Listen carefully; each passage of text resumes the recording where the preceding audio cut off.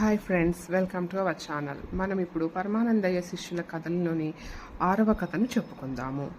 ఒకరోజు పరమానందయ్య గారి శిష్యులు పొరుగురికి వెళ్ళారు. వాళ్ళు తిరిగి వస్తున్నప్పుడు చీకటి పడింది. ఆ సమయంలో ఎవరో కొందరు రైతులు తమ పొలంలో ఎండిన చెరుకుకి నిప్పు పెట్టారు. దూరం నుంచి ఆ మంటల్ని చూసిన శిష్యులకి ఎంతో సంతోషం కలిగింది. ఆ మంటలు నిలువునా మండుతూ ఉంటే అదొక అద్భుతంలా వారికి అనిపించింది. అలా వాళ్ళు మంటల్ని చూస్తూ ఇంటికి వస్తుంటే దారిలో ఒక రైతు ఎదురయ్యాడు. వాళ్ళు అతన్ని ఆపి, అయ్యా రైతుగారు, అక్కడ దూరంగా మంటలు కనిపిస్తున్నాయి, ఏంటది అని అడిగారు. దానికి రైతు, బాబు, ఆ మంటలు చెరుకు గడ్డకి నిప్పంటిస్తే వచ్చింది, దాన్నే పరశురామ ప్రీతి అంటారు అని చెప్పి వెళ్ళిపోయాడు. ఇంటికి వచ్చిన శిష్యులకి రైతు చెప్పిన పరశురామ ప్రీతి అన్న మాటలే గుర్తుకొస్తున్నాయి. ఆ రాత్రి భోజనం చేసి ఆరు బయట పడుకున్న శిష్యులు తమలో తాము ఇలా అనుకున్నారు, ఒరేయ్, పరశురామ ప్రీతి అంటే పరశురాముడికి ఇష్టమైనది అని కదా అర్థం.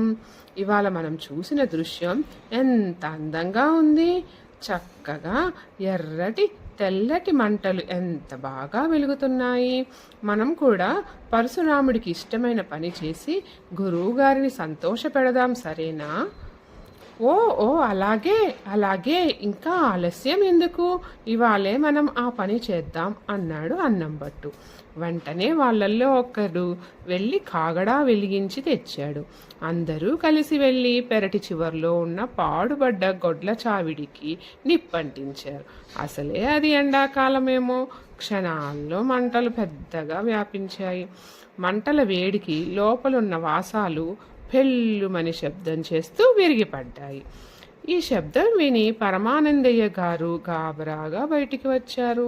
ఇంకేముంది, ఎదురుగా మండుతున్న పశువుల పాక. అది ఎలా అంటుకుందో ఆయనకి అర్థం కాలేదు. దాన్ని చూస్తూ చప్పట్లు కొడుతున్న శిష్యులు కనిపించారు. ఆయనకు వళ్ళు మండిపోయింది. ఏరా బడుద్దాయిలు, ఏమిట్రా మంటలు అంటుకుంటే అలా చప్పట్లు కొడుతున్నారు, వెళ్ళి ఆర్పండి అని అరిచారు. అప్పుడు అన్నంబట్టు దగ్గరకొచ్చి, గురువుగారు, మీకు కూడా ఈ అందమైన దృశ్యం చూపించాలనే మేము ఇలా చేశాం. దీన్ని పరశురామ ప్రీతి అంటారట కదా. మాకొక రైతు చెప్పాడు. ఇవాళ సాయంత్రం రామాపురం నుంచి వస్తూ ఇలాంటి దృశ్యాన్ని చూసాం. మాకది చాలా అందంగా కనిపించింది. సరిగ్గా చూడండి, అక్కడ మంటలు ఎంత చక్కగా పైకి లేస్తున్నాయో అన్నాడు. వాళ్ళ వెర్రితనానికి నవ్వాలో ఏడవాలో అర్థం కాక పరమానందయ్య గారు తలపట్టుకుని కూర్చుండిపోయారు. వీళ్ళ నిర్వాకం గ్రహించిన సోమిదేవమ్మ గారు అక్కడే ఉన్న చీపురు కట్ట తీసుకొని శిష్యులందరినీ చావబాది మంటలు ఆర్పేలా చేసింది. Thank you friends.